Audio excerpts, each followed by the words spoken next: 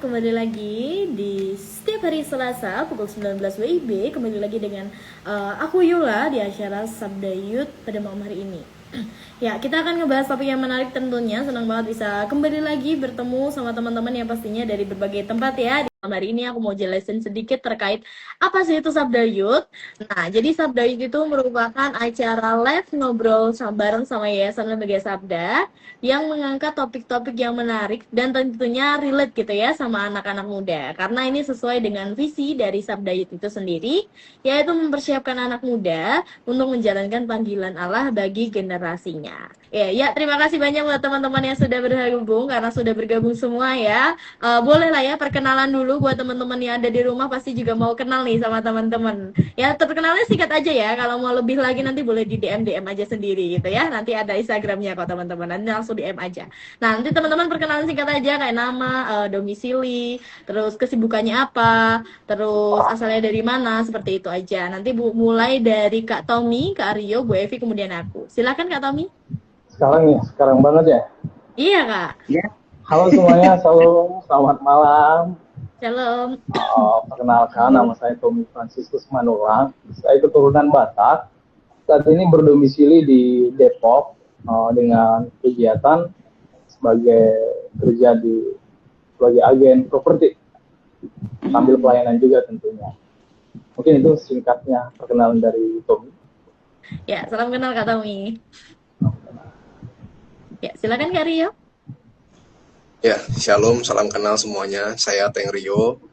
Saya saat ini sedang melayani di Surabaya. Saya pelayanan di komunitas youth dan juga dewasa muda di GKA Gloria Galaxy. Jadi, salam kenal, itu sedikit tentang saya. Salam kenal Kak Rio. Silakan Bu Evi.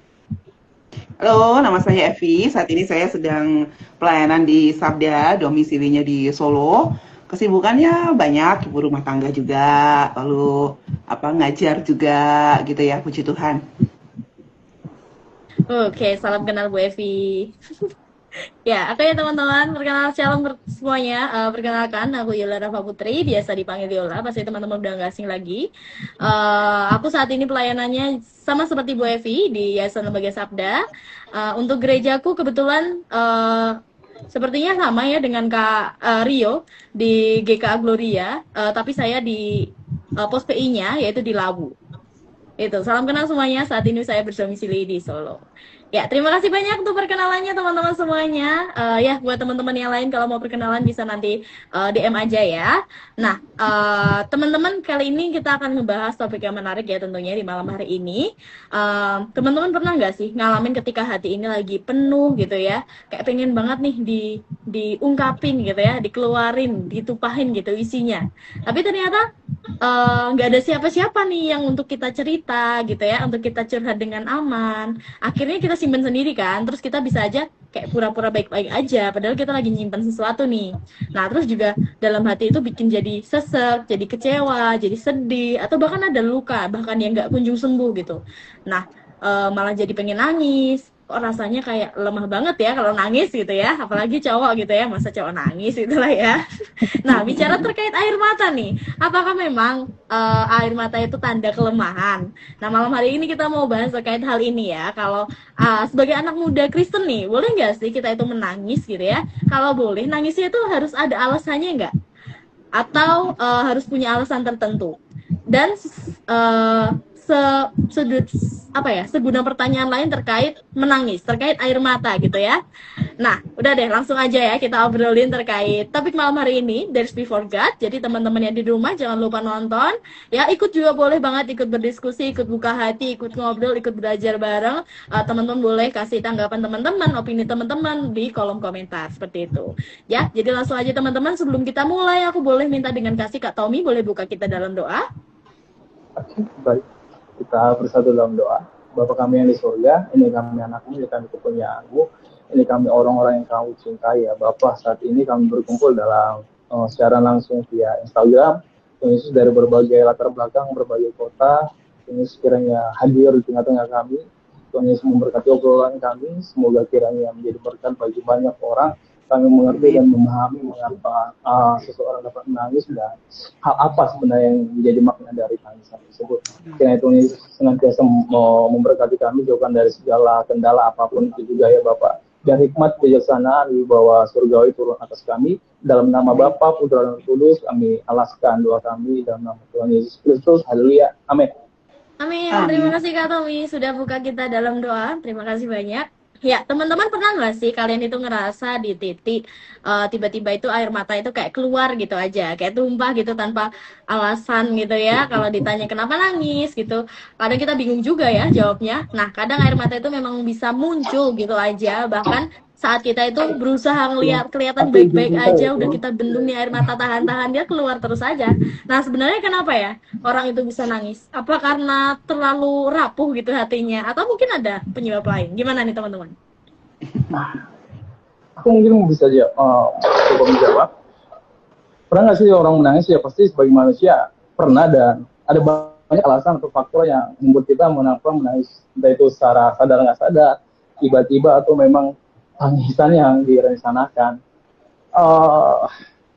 Mengapa orang menangis? Ada banyak hal. Misalnya akibat dari lingkungan atau pengalaman hidup kita, misalnya ada tekanan yang sangat besar yang udah nggak mampu lagi untuk kita tahan dalam hati ini, dan sadar nggak sadar kita ekspresikan dengan tangisan, dan tiba-tiba tangis itu meledak, jadi-jadinya kita bilang nangis lah, ekspresi nangis bagaimana. Dan menangis juga terjadi akibat dari kita, mungkin anak rantau ya, aku kan anak rantau ya, pertama banget meninggalkan keluarga atau rumah tercinta itu rasanya kayak ya enak banget, pengen kenapa sih harus pergi, kenapa sih harus cari uang, kenapa sih harus pindah gitu kan, karena kita meninggalkan untuk waktu yang lama, meninggalkan orang tua, sanak saudara. Itu juga banyak orang menangis karena putus cinta, meninggalkan sahabat, atau frustasi akibat pekerjaan, atau gagal ujian dan lain sebagainya. Itu mungkin banyak yang jadi faktor utama seseorang menangis. Itu sih kalau dari aku. Ya, aku ya tahu tadi Kak Tommy bilang biasanya karena apa? Sedih, ada perpisahan dan sebagainya. Tapi kadang-kadang nangis itu juga karena seneng loh. Benar. Ya, karena luapan bahagia, saking bahagianya dan nggak bisa diungkapkan dengan kata-kata tuh malah air mata yang keluar gitu ya. Luapan yang tidak bisa dibendung, bahkan dengan sorak-sorai pun tidak bisa gitu ya. Jadi sambil tertawa sambil menangis itu pernah tuh saya alami juga. Saking senengnya malah ya. Betul. Ya kalau saya sih setuju ya dengan tadi yang disampaikan rekan-rekan, bahwa menurut saya sih menangis itu merupakan bahasa yang paling dalam ya terkadang. Ya. Jadi karena kadang-kadang kita tidak bisa mengungkapkan dengan kalimat-kalimat, jadi akhirnya kita mengungkapkannya dengan tangisan. Dan saya rasa sih ini memang sudah dibekali oleh Tuhan. Jadi menariknya ketika kita ini lahir, semua bayi itu pasti menangis loh. Jadi dan ini kan juga menemani istri ketika lahirannya. Jadi saya melihat dengan otomatis dia menangis gitu. Ketika dia lapar dia menangis. Jadi Tuhan sudah membekali itu untuk mengkomunikasikan sesuatu. Jadi menurut aku sih betapa ajaib ya Tuhan memberikan itu. Iya. Ya, oke teman-teman. Ya, setuju ya. Bahkan ketika bayi nangis pun kalau dia nggak nangis dibikin nangis, bahkan ya sampai ditepuk-tepuk, dibalik-balikin biar nangis gitu ya. Ya mungkin ada alasan medisnya juga mungkin ya, kenapa bayi itu baru lahir itu nangis. Ya memang aku setuju sama teman-teman sebelumnya, memang menangis itu pastinya banyak gitu ya penyebabnya, bisa karena bahagia, bisa karena sedih, dan itu merupakan juga bahasa dari kita gitu ya. Mungkin itu mungkin respon manusiawi kita yang sudah Tuhan berikan ke kita bahkan dari kita lahir gitu ya. Tapi kalau ngomongin menangis, kalau aku pribadi banyak gitu ya, bahkan pasti Bu Evi juga tahu aku tuh paling sering nangis gitu ya, apalagi waktu awal-awal kerja gitu ya, nangis terus itu. isinya. Bahkan kayak lihat orang di jalan gitu kayak apa gitu kayak sedih gitu kayak mana ya. Ya susah lah diungkapin dengan kata-kata ya cuman bisa nangis aja. Selain bahasa tubuh ya memang itu salah satu bahasa tubuh kita gitu selain dari gerakan kita dan bahasa itu tidak harus semerta-merta hanya melalui kata-kata tapi juga bisa melalui ekspresi kita melalui tindakan kita itu juga salah satu dari bahasa tubuh kita itu salah dari aku. Tadi menarik banget tadi yang disampaikan oleh Kak Rio ya tentang bayi itu begitu lahir dia menangis gitu ya. Jadi ini menjadi satu fakta bahwa bahasa pertama bahasa pertama manusia itu air mata, itu tangisan gitu ya. Tapi anehnya kenapa sekarang lama-lama ya dikatakan air mata itu menjadi sebuah stigma ya. Air mata itu tanda kelemahan. Kenapa seperti itu ya? Padahal justru dengan air mata itulah Tuhan dengan tangisan itulah Tuhan memberikan cara kepada manusia untuk mengkomunikasikan perasaannya bahkan ketika dia baru pertama lahir ke dunia. Kenapa sekarang melenceng ya dikatakan bahwa air mata itu adalah sebuah tangisan? Itu saya masih mikir juga nih tadi karena statementnya Kak Rio betul juga gitu ya. Oke, aku menambahkan dari Bu Evi mungkin karena budaya mungkin ya air mata itu sering disalahpahami jadi tanda kita itu nggak kuat gitu ya cengeng mungkin nggak bisa ngendaliin diri lah nggak bisa nahan emosi kita salah satu nangis itu tadi apalagi kalau cowok-cowok ya itu mungkin kalimatnya cowok kok nangis kayak gitu ya. Cowok tuh harus kuat gitu nggak boleh nangis bahkan ada lagunya loh laki-laki nggak boleh nangis ya kan. Ya itu jadi mungkin dianggap suatu hal yang memalukan jadi padahal air mata itu kan bukan suatu tanda kelemahan bahkan manfaat air mata itu juga banyak loh bisa untuk ngelembapin mata kita biar nggak kering biar nggak iritasi bisa membersihkan mata kita juga banyak sebenarnya manfaat menangis itu ya. Jadi kadang memang komunitas tuh kadang ya karena terlalu sering melihat atau mungkin juga menginterpretasi dengan salah ya. Jadi akhirnya menilai tangisan sebagai hal yang negatif. Jadi dari kecil pun saya juga ditanamkan. Saya ini kan juga 5 bersaudara, 4 itu cowok. Jadi ditanamkan untuk gak boleh nangis. Kamu harus bisa melawan, kamu harus bisa tegas. Ya saya sih tahu tujuannya baik ya supaya menjadi cowok yang nggak menye-menye. Cuma satu sisi juga hal yang kurang tepat ya. Jadi kita nggak bisa mengekspresikan perasaan kita gitu. Saya sendiri juga ya orang yang nggak gampang nangis juga nggak tahu. Kalau Kak Tommy mungkin terakhir kali nangis kapan? Mungkin kalau saya sih sudah sangat jarang sekali sih. Ya jadi perlu mungkin kita perlu sering-sering nangis kali ya. Iya. tadi angkat tangan. Mungkin aja. Tadi diingatkan sama Karyo tentang bayi juga baru lahir menangis merupakan memang benar adalah cara dia berkomunikasi. Nah kadang-kadang kan memang untuk berkomunikasi dengan seseorang kan nggak harus dengan kata-kata ada istilah namanya non verbal kalau orang Sunda cenah. Nah memang dalam Kayla juga tadi sempat ingatin ada budaya tertentu yang berkata kalau laki-laki itu nggak boleh nangis, harus tetap tegar, harus jadi sosok gagah perkasa ya memang badai apapun itu, hal apapun itu pokoknya laki-laki tetap harus nggak boleh nangis. Padahal sebenarnya kan memang laki-laki nggak suka itu. Laki-laki juga punya hati dan perasaan yang mungkin kadang-kala bisa rapuh. Bisa benar-benar membutuhkan atau mengekspresikan rasa yang ada di dalam hati yang di awal kita bilang kayak yang nggak bisa diungkapkan oleh kata-kata yang hanya bisa saking besarnya, saking beratnya makanya keluar air mata jadi hanya bisa diekspresikan dengan air mata. Jadi jangan sepelekan laki-laki ya, jangan anggap laki-laki sebagai sosok yang kuat terus, enggak. Setuju. Dan laki-laki tidak bercerita. Tiba-tiba menangis.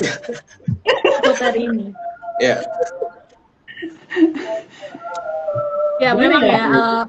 kayak kelihatannya itu perempuan itu sering kelihatan lebih banyak nangis memang ya daripada laki-laki. Tapi tadi aku baca-baca gitu ya, ada memang beberapa faktor lain. Kan ada yang bilang kalau perempuan itu pakai perasaan, kalau cowok itu pakainya logika gitu kan. Tapi tadi aku baca-baca ada faktor biologis sama faktor sosialnya juga ternyata. Kalau biologis itu hormon prolaktin dapat apa ya, cenderung di perempuan itu cenderung membuat mereka mudah menangis. Sementara testosteron diduga dapat menahan respon menangis. Nah, itu mungkin yang buat salah satu juga penyebabnya. Tapi juga dipengaruhi sama sosial juga. Perempuan biasanya lebih dikasih ruang juga untuk mengekspresikan perasaannya itu tadi.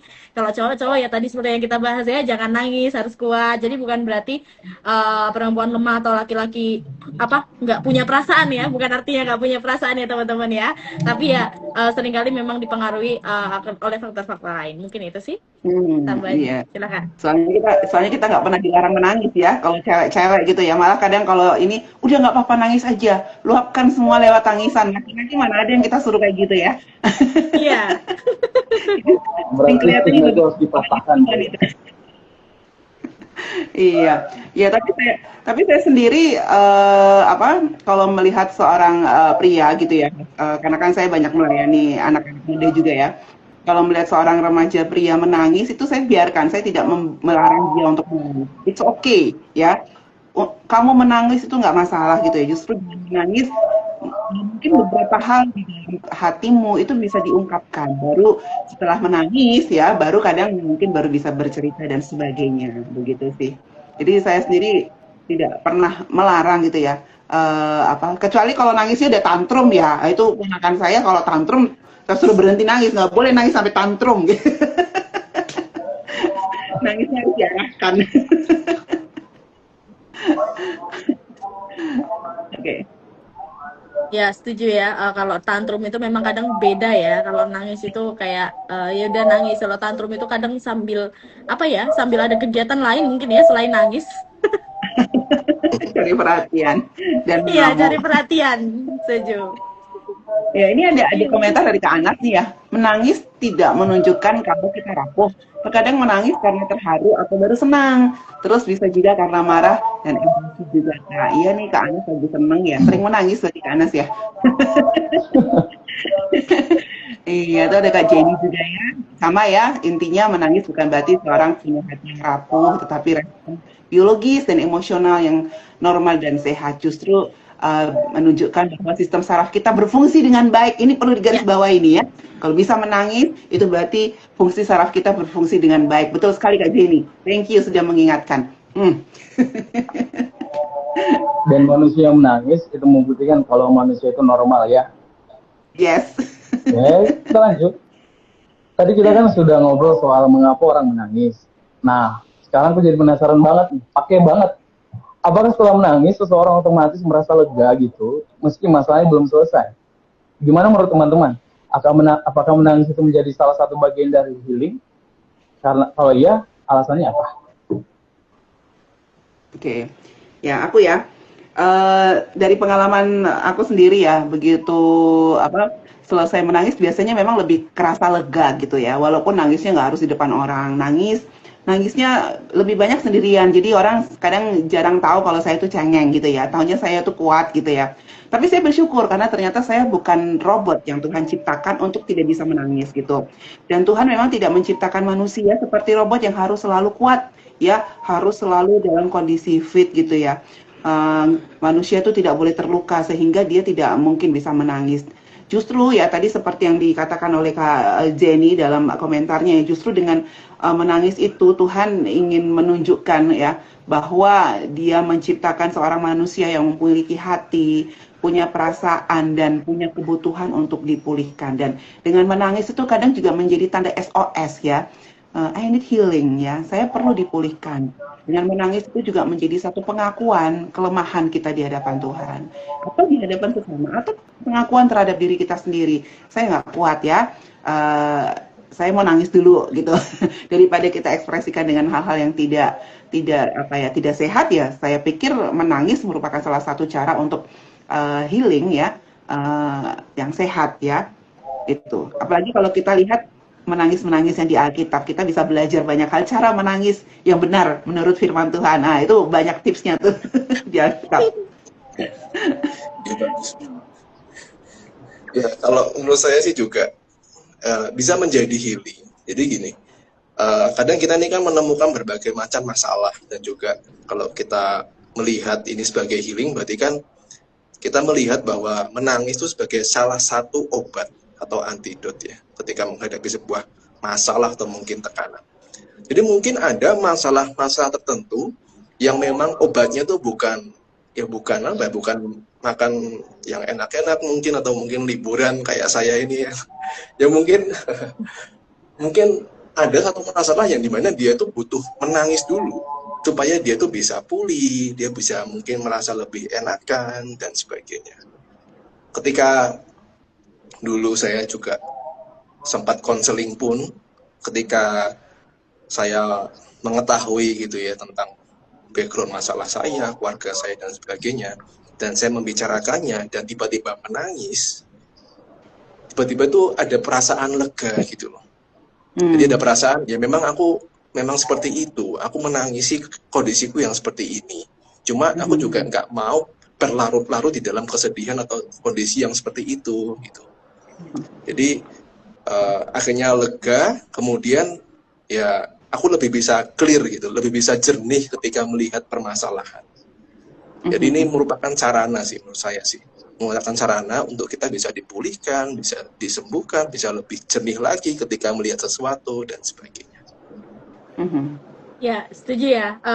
Dalam artian tapi juga air mata itu nggak langsung nyelesain masalah juga. Tapi kan karena menangis tadi, seperti yang diomongin Karya tadi, bisa kita bantu kita ngelepasin emosi kita, perasaan kita mungkin yang tertahan gitu ya. Tapi nggak semua orang juga otomatis bisa ngerasa lega juga setelah menangis. Ada juga yang masih ngerasa mungkin berat, masih butuh waktu gitu juga ada itu. Dari setiap orang itu prosesnya kan memang berbeda-beda. Jadi menangis itu menurutku jadi salah satu bagian dari proses healing sih, tapi bukan satu-satunya ya. Pastinya ada banyak cara lain, dan cara-cara itu pasti juga ya tadi seperti yang disampaikan Bu Evi, mungkin ada cara yang benar sesuai di Alkitab ya setelah ya itu tadi. Jadi kita perlu belajar lah, kalau menurutku dalam hal menangis itu perlu perlu jujur mungkin ya, jujur sama diri sendiri, butuh pertolongan. Kita nggak bisa nih ngandelin diri sendiri gitu ya, mungkin kita larinya jangan sampai ke orang lain, mungkin kita bisa lari menangis ke hadapan Tuhan gitu ya.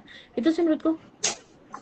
Itu sedikit nambah ya, sangat setuju dengan rekan-rekan semua, jawabannya itu memang benar. Menangis itu aku juga percaya bahwa menangis adalah salah satu bagian dari healing. Nah, setiap orang kan beda-beda ya cara untuk menyembuhkan dirinya dari banyak hal, misalnya untuk mengurangi rasa stres, mengurangi rasa emosi yang sangat mendalam dalam hati ini ya. Aku karena udah terstigma kalau laki-laki nggak boleh nangis, harus tegar, harus kuat. Jadi cara aku mengekspresikannya apa? Dengan cara kayak Karyo kan tadi, ada yang liburan. Kalau aku olahraga, aku lari, aku gym, dan aktivitas-aktivitas yang membuat aku berkeringat. Nah, setelah hal itu aku lakukan, ada rasa tenang, pikiran itu jadi tenang, udah nggak stres, rasa stres itu hilang. Tapi tadi tetap Anda pikir masalah itu nggak hilang tiba-tiba, masalah tetap ada, dan nggak bisa dipungkiri juga ya. Ada satu titik memang pasti aku untuk mengekspresikan rasa itu ya dengan cara menangis, untuk memulihkannya dengan cara menangis. Entah itu menangis di hadapan orang tua, menangis di hadapan sahabat, menangis di hadapan Tuhan sendiri pun ya, itu aku rasakan ada kelegaan, ada ya, dan memang benar-benar menjadi bagian dari healing itu. Itu yang aku bisa jawab. Iya, tapi harus dipastikan ya bahwa menangis itu bukan akhir dari healing ya. Kadang-kadang kalau udah nangis, udah lega, ya udah lupa sama masalah gitu ya. Akhirnya tidak ada solusi. Yang penting udah bisa nangis aja.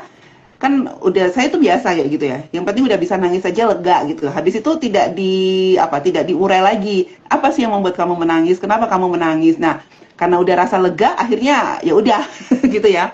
Nah, itu harus terus harus terus diselesaikan ya. Karena menangis memang bagi saya sendiri ya, secara pribadi itu bisa sangat melegakan, tapi ya harus saya beri garis bawah, belum menyelesaikan luka gitu. Karena healing itu bukan hanya soal air mata, seberapa banyak air mata yang bisa keluar gitu ya, tapi soal bagaimana kita juga membawa segala perasaan itu, even perasaan senang ya. Perasaan senang, terutama kalau nangis kan kebanyakan karena luka atau sedih ya. Terutama kita membawa luka itu kepada Tuhan. Dengan menangis itu sebagai jalan keluar. Kelembutan hati kita dilembutkan untuk bisa diproses, untuk menerima pertolongan dari Tuhan, dan belajar untuk melepaskan apa sih yang selama ini membebani hati kita. Jadi ya itu harus diingat ya, khususnya yang hobinya nangis gitu ya. Menangis itu bukan akhir dari healing. Ya. Terus mungkin juga jangan menganggap itu sebagai atau gini, kita meletakkannya sebagai over healing. Jadi akhirnya Ya. ya tadi mungkin melanjutkan tadi omongan Bu Evi, jadinya terlalu sering, kemudian sikit-sikit menangis, terus seakan-akan semua masalah itu diselesaikan dengan menangis. Menurut saya juga enggak ya. Jadi ibaratnya hujan itu ya. Memang tanah yang kering itu kan membutuhkan hujan. Cuma kalau keseringan, kebanyakan juga banjir. Jadi jadi bahaya juga. Jadi kita perlu untuk menaruh healing atau sarana yang diberikan Tuhan ini dengan takaran yang pas. Ya. Ya memang sesuatu yang berlebihan itu nggak baik ya. Ya, Gak betul. apa-apa, kita Ya itu aja sih ya, memang sesuatu yang berlebihan itu nggak baik ya. Nangis itu ya wajar. Mungkin itu bisa jadi awal yang baik gitu ya, kita jujur, kita mengkomunikasikan, kita berekspresi, tapi setelah itu ya perlu belajar mengelola emosi juga, membawa mungkin beban ke Tuhan, atau kita cerita ke orang yang tepat gitu ya, kita mengambil langkah-langkah yang tepat, jangan stuck di situ aja. Itu sih, silakan Bu Evi. Nggak, tadi mau cerita apa kejadian beberapa hari yang lalu aja sih. Jadi mau menjelang tidur, terus ada satu hal yang membuat saya tuh kok sesek ya, pengen nangis gitu ya. Terus ini udah malam nih. Terus tiba-tiba, kamu pilih nangis atau mau pilih tidur? Nangis atau tidur? Oh, udah deh, aku tidur aja deh, aku nggak mau nangis. Akhirnya tidur dengan pulas, nggak jadi nangis. Lucu aja tuh, bisa milih ternyata ya. Nggak harus selalu tuh apa didorong oleh perasaan hati. Udah kalau udah pengen nangis, akhirnya udah nangis aja, enggak. Kita tetap bisa berpikir rasional gitu ya. Udah jam segini, daripada nangis, udah mending kamu tidur. Salah satu healing yang tepat, tidur daripada menangis. Daripada besok ditanyain orang ya Bu ya, kenapa matanya kayak gitu? Matanya bengkak Bu ya. Tapi paginya seger, beneran seger. Oke, ya itu apa intermezzo aja barusan ini. Ya. Nah, BTW ngomong-ngomong tentang menangis ya, ini menarik nih. Jadi di Alkitab pun itu juga ternyata banyak loh tokoh yang pernah menangis di hadapan Tuhan. Jadi dalam pergumulan hidup mereka menghadapi yang mungkin nggak sesuai dengan realita, harapan mereka. Nah, menurut rekan-rekan di sini, tokoh Alkitab siapa aja sih?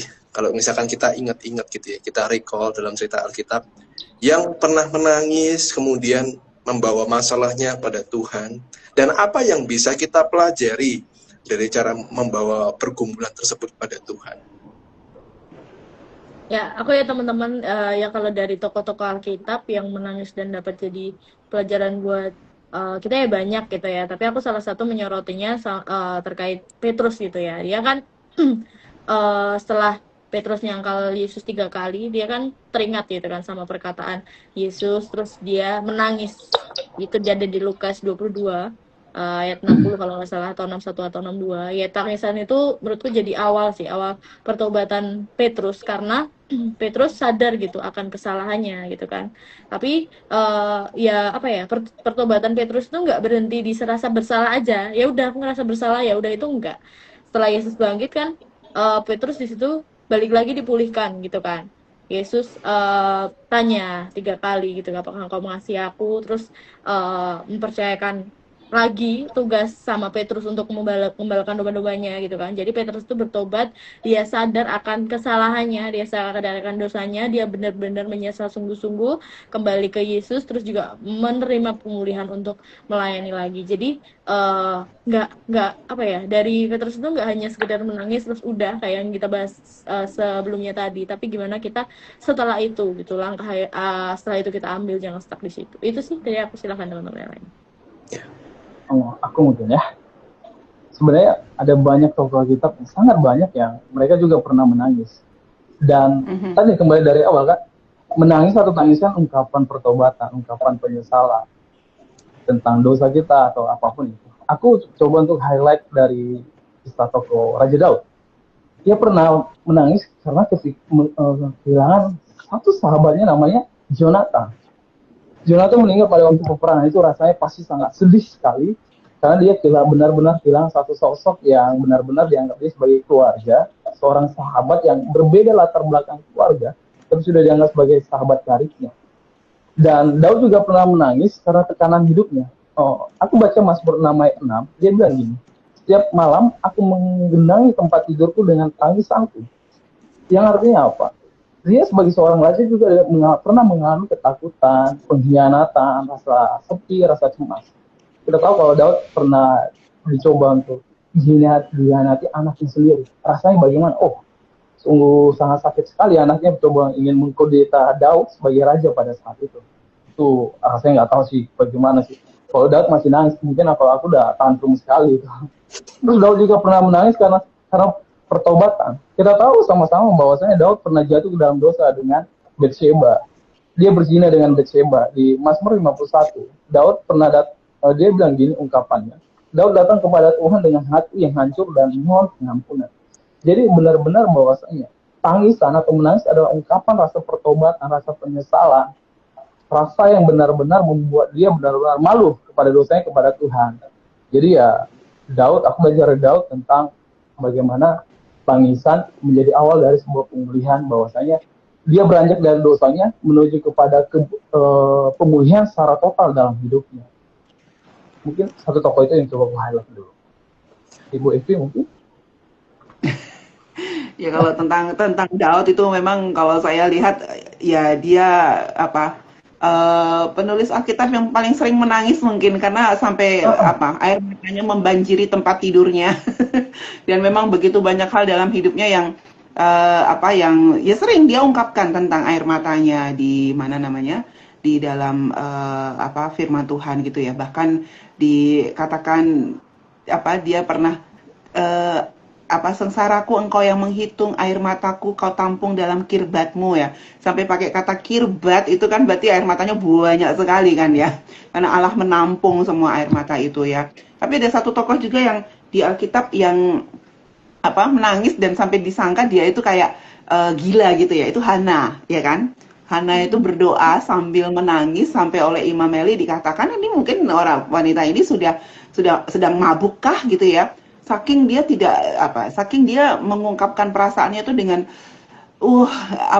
antara mungkin emosi karena merasa merasa doa-doanya tidak dijawab Tuhan, mungkin juga dari tekanan sosial masyarakat, apalagi dari istri kedua suaminya ya, itu membuat dia tuh hanya bisa menumpahkan doa, bahkan tidak berkata-kata ya, dalam hanya bisa menangis sampai dikatakan apakah mungkin dia sedang mabuk atau gimana gitu ya.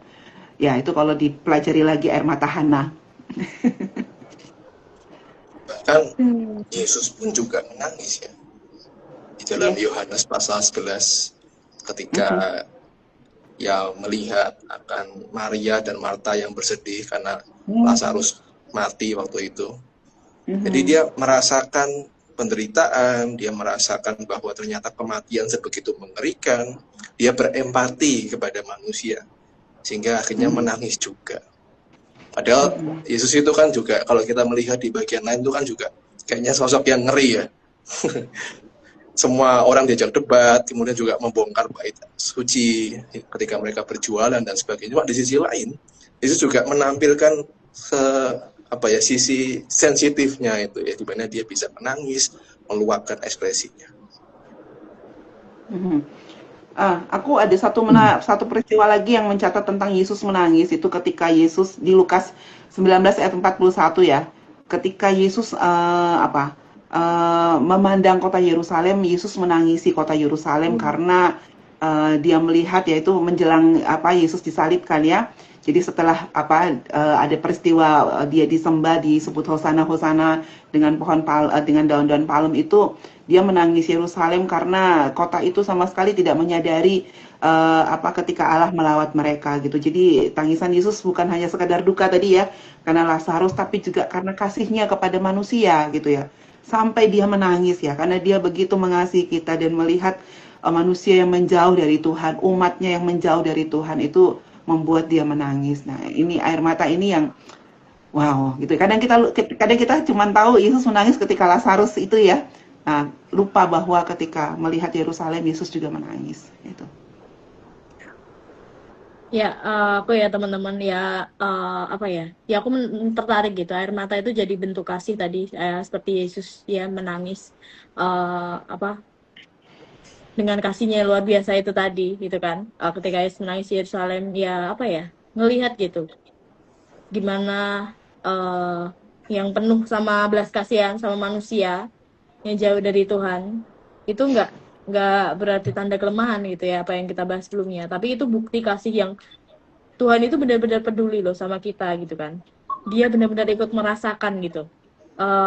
Bahkan kayak Tuhan rindu gitu. Pemulihan itu benar-benar terjadi. Jadi air mata itu nggak bisa jadi bahasa kasih ketika lahir dari hati yang sungguh-sungguh gitu ya sama Tuhan dan sesama kita. Gitu. Itu tadi kayak salah satu bentuk empati kasih itu tadi. Mungkin itu sebentar. Ya. Tadi Kak Ria mau ngomong? Oh sudah. Cuma Iya. Ya. saya kira mau menangis enggak ya? Iya sih jadi ya. Banyak sekali di Alkitab ya kalau kita mau belajar lagi tentang ini ya tentang tokoh-tokoh Alkitab lainnya yang mengungkapkan perasaannya, mengungkapkan kebutuhannya dengan menangis ya. Ada rasa rindu itu ketika Yusuf bertemu dengan saudara-saudaranya, ketika Yeremia itu nabi yang kita lihat bahkan dia menulis kitab ratapan bukan ya? Itu isinya ratapan aja ya. Nah, tangisan aja karena melihat dosa, kehancuran dan penderitaan umat Tuhan. Lalu juga ada Maria Magdalena yang menangis karena aduh kok Tuhan tidak ada di sini ya, sehingga dia menangis terseduh-seduh dan banyak halnya tangisan pertobatan seperti Petrus. Tapi sebenarnya enggak setiap doa, enggak setiap air mata itu bisa membawa kita tuh semakin dekat sama Tuhan loh ya. Kadang sering kali juga bahkan mungkin menangisnya itu bukan karena menangis kita sedang mencari Tuhan gitu ya. Karena kadang ada yang menangis juga tetapi dia tetap menutup hati terhadap pemulihan itu ya. Jadi kalau kita belajar dari tokoh-tokoh Alkitab tadi ya, yang dicatat di dalam firman Tuhan gitu ya, mungkin kita bisa belajar tangisan seperti apa sih sebenarnya yang menyukakan hati Tuhan. Tangisan seperti apa sih yang sia-sia tuh di hadapan Tuhan, dan gimana air mata yang kita bawa kepada Tuhan itu bisa jadi awal dari pemulihan. Nah, sehingga ini mungkin bisa menolong kita untuk mengkurasi alasan kita menangis, perlu dikurasi gitu ya. Begitu, mungkin ada dari teman-teman silahkan. Kalau menurut saya sih kita tuh harus melihat menang itu sebagai sebuah persinggahan, jadi bukan sebagai tujuan. Karena kalau kita memandang sebagai tujuan, ya akhirnya tangisan kita itu hanya ini crocodile tears ya, tangisan yang sia-sia. Jadi seakan-akan kita mengekspresikan sesuatu, cuma dari diri kita pun juga nggak mau diubah oleh Tuhan. Jadi menurut saya sih kita perlu ngerti tujuan kita itu menangis itu apa gitu. Dan kita harus memandang ini sebagai sebuah persinggahan saja untuk kita bisa dipulihkan lebih lanjut.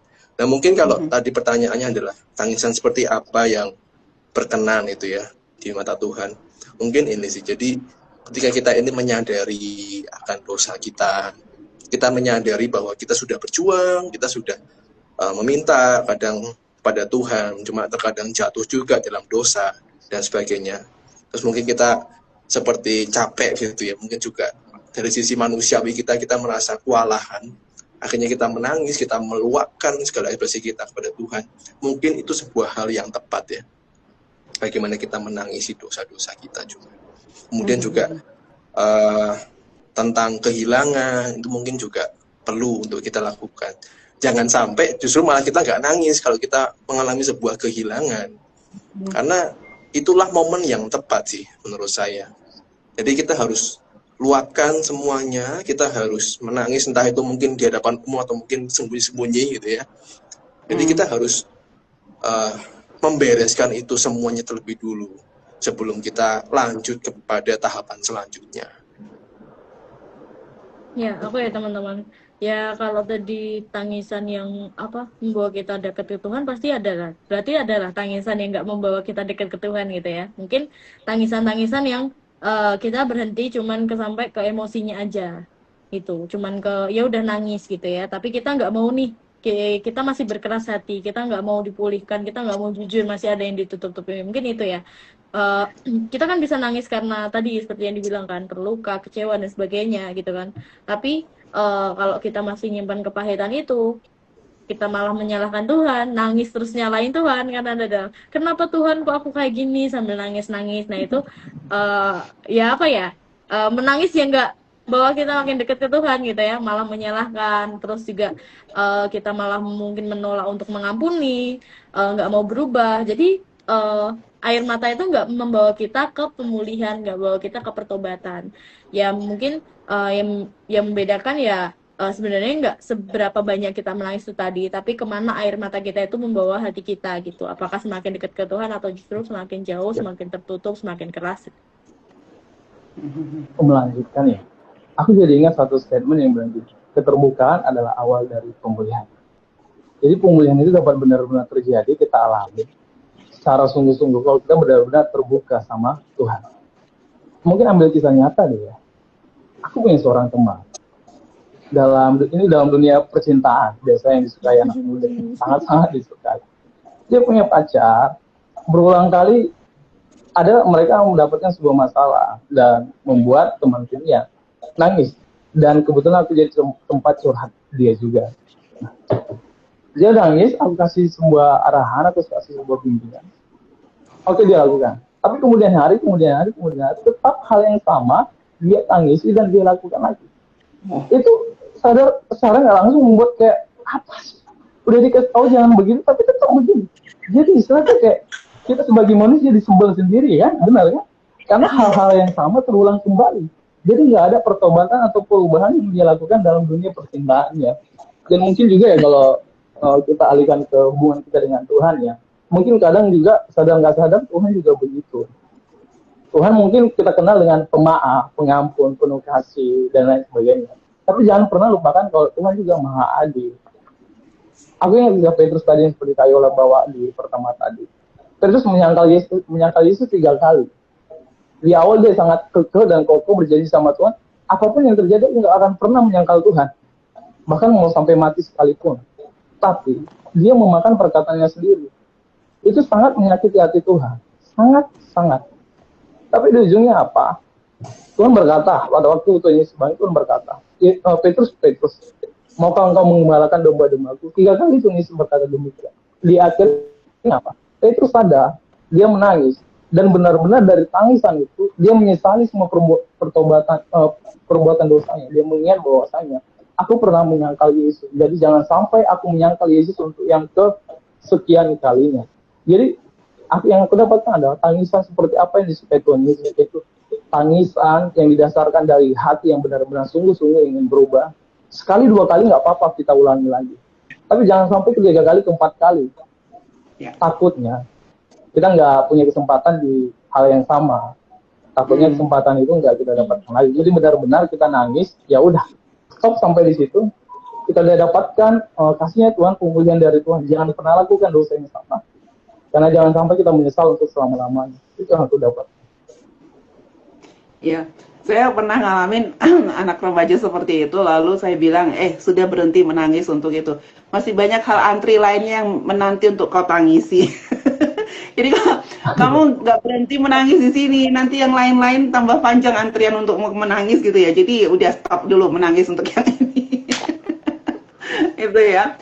Ya sih, tapi ya penting juga sih ya tadi tentang apa memang tidak semua tangisan menjadi apa namanya menjadi tanda pertobatan dan tangisan seperti apa, tapi ada satu di firman Tuhan tuh yang apa dalam firman Tuhan gitu ya, bahwa tangisan yang apa yang berkenan ya, tangisan yang bahkan di Alkitab disuruh menangis itu di misalnya di Roma dikatakan bersukacitalah dengan orang yang bersukacita, menangislah dengan orang yang sedang menangis gitu ya. Jadi apa menangis itu sebagai tanda kita apa ya punya kepedulian terhadap orang lain gitu ya.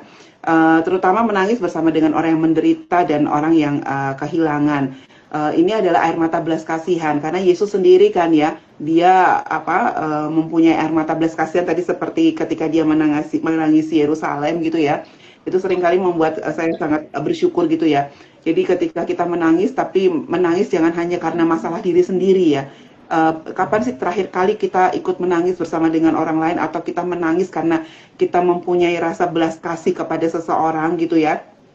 Dan tangisan itu karena kepekaan kita terhadap terhadap kehidupan seseorang, terutama kalau kehidupan rohaninya kita tahu jauh dari Tuhan ya. Itu mungkin pertanyaan yang harus kita tanyakan supaya kita nggak sibuk menangis karena gara-gara kita sendiri aja gitu ya. Tangisan yang penting menurut saya karena tangisan belas kasihan itu sih. Ya, terima kasih banyak teman-teman semuanya. Luar biasa ya, nggak kerasa hampir 1 jam ya teman-teman ya. Gimana nih teman-teman udah mau menangis?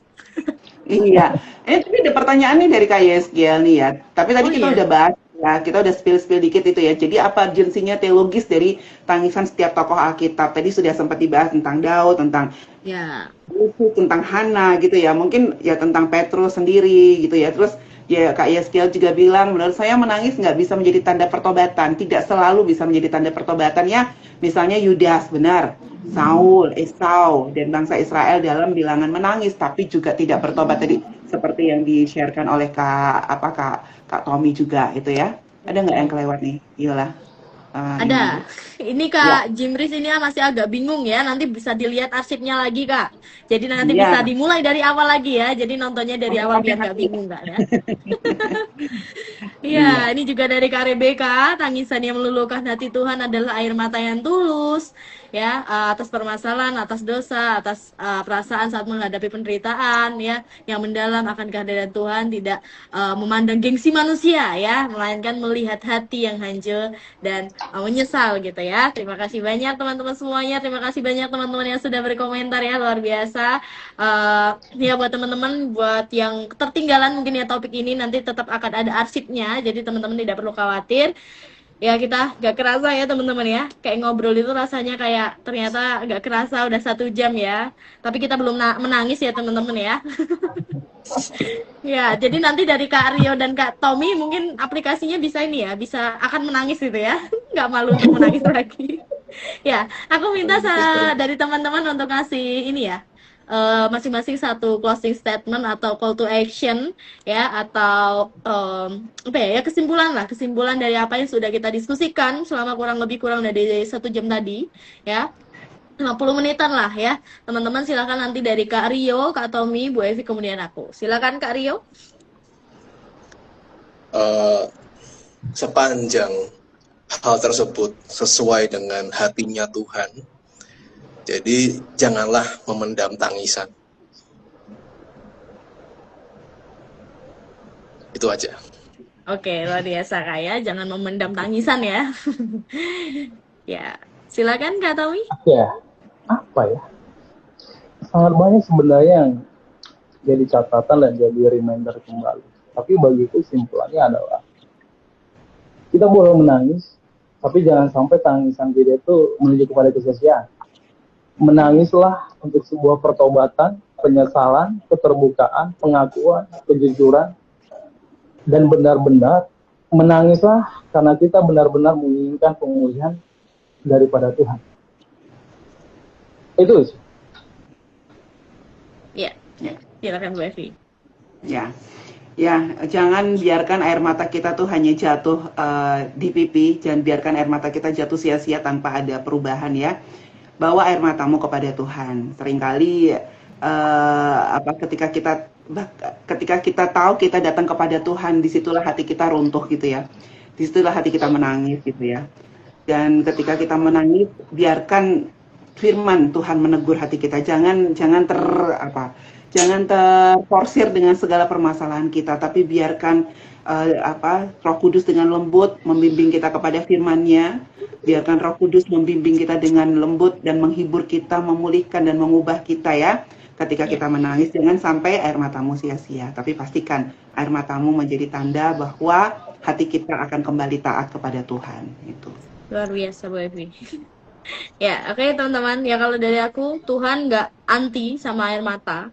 Yang penting air mata kita itu bahwa kita semakin dekat ke Tuhan melalui pertobatan, melalui belas kasihan, melalui pemulihan dalam Tuhan. Itu aja dari aku teman-teman. Terima kasih banyak untuk teman-teman semuanya. Terima kasih banyak untuk Kak Tommy, Kak Rio, Bu Evi ya, buat teman-teman yang ada di rumah juga yang sudah setia ya menemani kita selama kurang lebih 1 jam ini tadi. Terima kasih Bu juga untuk sedianya jadi guest untuk Kak Rio dan Kak Tommy. Ya buat teman-teman mungkin yang mau jadi guest ya seperti Kak Tommy dan Kak Rio, boleh banget nanti DM aja di media sosial Sabda Resource ya, boleh banget teman-teman nanti DM aja, mudahkanku juga ya teman-teman ya, Kak aku mau jadi guest, seperti itu aja ya. Mohon maaf jika ada komentar atau tanggapan yang mungkin terlewat ya teman-teman karena keterbatasan waktu kami ya. Aku juga ingetin buat teman-teman semuanya ya, aku akan kasih pengumuman untuk Sabda Youth minggu depan. Akan libur ya teman-teman ya, akan libur dan kita akan kembali lagi di hari Selasa 23 Juni 2026 dengan topik yang menarik ya, tentunya masih seputar healing ya, grace after failure gitu ya. Jadi buat teman-teman pastinya ini menarik banget ya, jadi jangan lupa untuk stay tune di Sabda Youth untuk 2 minggu depan di tanggal 23 Juni ya. Jangan lupa undang untuk teman-teman yang lain untuk mungkin ada rekomendasi dari Kak Tommy atau Kak Re untuk temennya ya, bisa diundang untuk join jadi guest Sabda Youth juga boleh banget. Terima kasih banyak untuk teman-teman semuanya. Aku minta dengan kasih Kak Rio boleh buka kita tutup kita dalam doa. Sorry. Oke, mari kita berdoa. Tuhan, kami mengucap syukur karena Tuhan memberikan kemampuan kepada kami untuk kami bisa mengekspresikan apa yang mungkin tidak terkatakan oleh mulut kami lewat tangisan. Tuhan, biarlah kami bisa bijak ketika memakainya, tidak sembarangan dan tidak hanya terkungkung hanya di dalam tangisan saja. Tapi biarlah lewat tangisan kami bisa dipulihkan, kami dapat menuju sebuah titik yang baru, sehingga ketika kami menghadapi sebuah permasalahan, pergumulan, kami Tuhan bisa menghadapinya dengan lebih kuat lagi dalam Tuhan. Kami menyerahkan untuk pembicaraan ke depan, biar juga Tuhan yang akan menyertai setiap kami. Dan nama Tuhan Yesus kami bisa berdoa. Amin. Amin. Terima kasih banyak Kak Rio udah tutup kita dalam kasih. doa. Terima kasih banyak Terima untuk kasih, teman-teman Kak. semuanya. Sampai jumpa. Tuhan Yesus memberkati. Bye-bye. God bless. God bless.